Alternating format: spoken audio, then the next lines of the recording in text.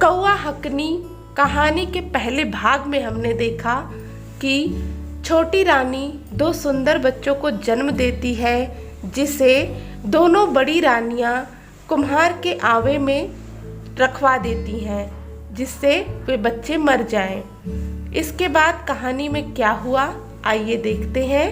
कौवा हकनी भाग 2।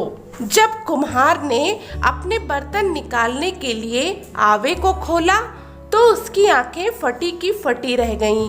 आवे के अंदर उसने दो नवजात सुंदर शिशुओं को खेलते हुए देखा।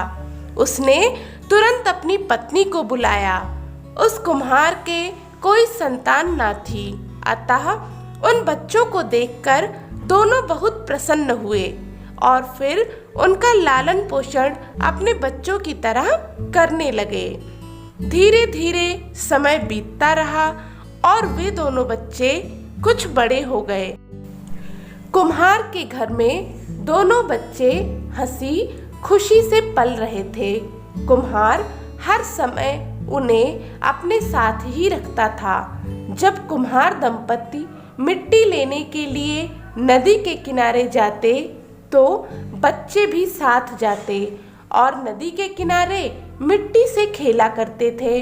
मिट्टी का घोड़ा बनाते और सूत की लगाम लगाकर घोड़े से कहते, माटी का घोड़ा सूत की लगाम, घोड़े मेरे पानी पी।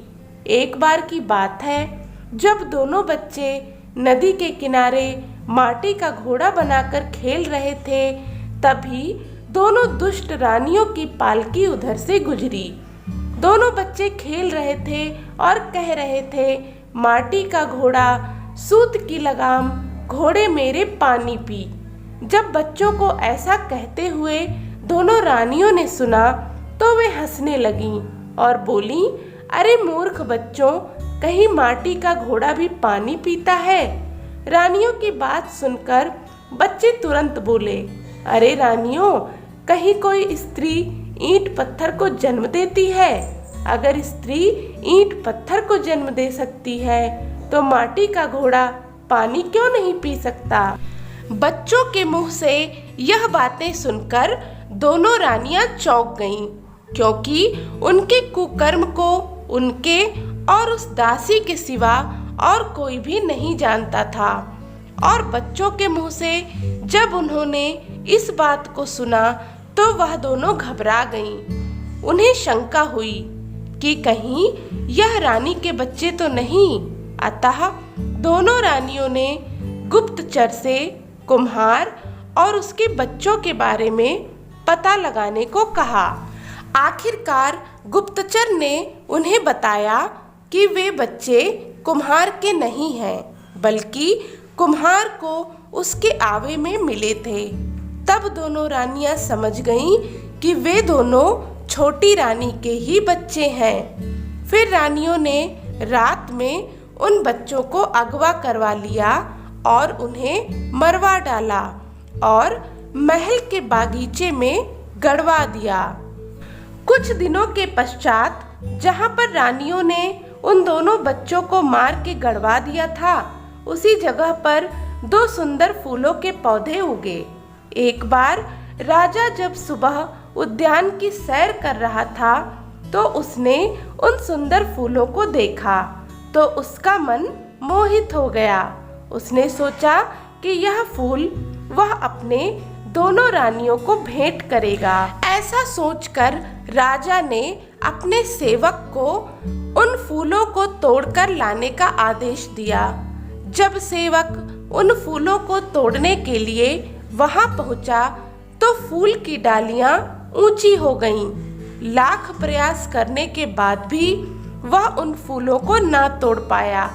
राजा ने कुछ और सेवकों को उन फूलों को तोड़ने के लिए भेजा, लेकिन हर बार सेवक उन फूलों को तोड़ने में विफल ही रहते। जब राजा को यह बात पता चली तो वह बहुत ही आश्चर्यचकित हुआ। उसने सोचा, भला ऐसे कैसे हो सकता है, और वह स्वयं ही फूलों को तोड़ने के लिए गया, लेकिन राजा भी उन फूलों को ना तोड़ सका। जैसे ही उसने हाथ बढ़ाया, फूल की डालियां ऊपर हो गईं। इस बात से राजा अत्यंत आश्चर्यचकित और चिंतित भी था। आखिर ऐसा कैसे हो सकता है? और इसी बात से परेशान होकर वह रात में टहल रहा था। तभी उसने उस स्थान पर जहाँ फूल के पौधे थे, दो बच्चों को देखा। राजा छुपकर उन बच्चों के नजदीक गया। वे दोनों आपस में बातें कर रहे थे। लड़की अपने भाई से कह रही थी कि भैया देखो, आज तो पिताजी आए थे, लेकिन वह भी हमें ना पा सके। भाई बोला, अरे पगली, उन्हें तो पता ही नहीं कि हम उनके बच्चे हैं। राजा उनके पास गया और बोला, आखिर तुम लोग कौन हो और इतनी रात में राजमहल में कैसे आए? राजा की बात सुनकर बच्चे बोले, पिताजी हम आपके ही बच्चे हैं। राजा बोला, यह कैसे हो सकता है? मेरी तो किसी रानी ने बच्चों को जन्म दिया ही नहीं। तब बच्चों ने बोला कि ठीक है, कल सुबह आप अपनी दोनों रानियों और कौवा हकनी को बुलाइएगा। जिसके आंचल में भी वे फूल गिरेंगे, वही हमारी माँ होगी। सुबह राजा ने अपने सेवकों को कौवा हकनी को ढूंढकर लाने का आदेश दिया। सेवक कौवा हकनी को ढूंढकर महल में लाए।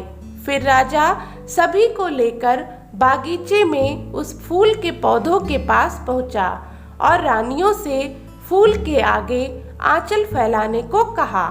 सबसे पहले दोनों बड़ी रानियां उन फूलों के नीचे खड़ी हुईं और अपना आंचल फैलाया तो फूलों की डालियां उछलकर ऊपर हो गईं। लेकिन जैसे ही छोटी रानी ने अपना आंचल फैलाया, दोनों फूल टूटकर उसके आंचल में गिर गए और देखते ही देखते वे फूल बच्चों में बदल गए। दोनों बच्चों को वापस जिंदा देखकर बड़ी रानियां डर गईं और राजा से बोलीं, यह क्या महाराज, इस डायन को आपने यहाँ क्यों बुला लिया?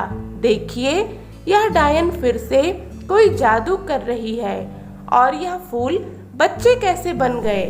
तब उन बच्चों ने कहा, नहीं महाराज, ना तो हमारी माँ डायन है और ना ही कोई जादू किया है।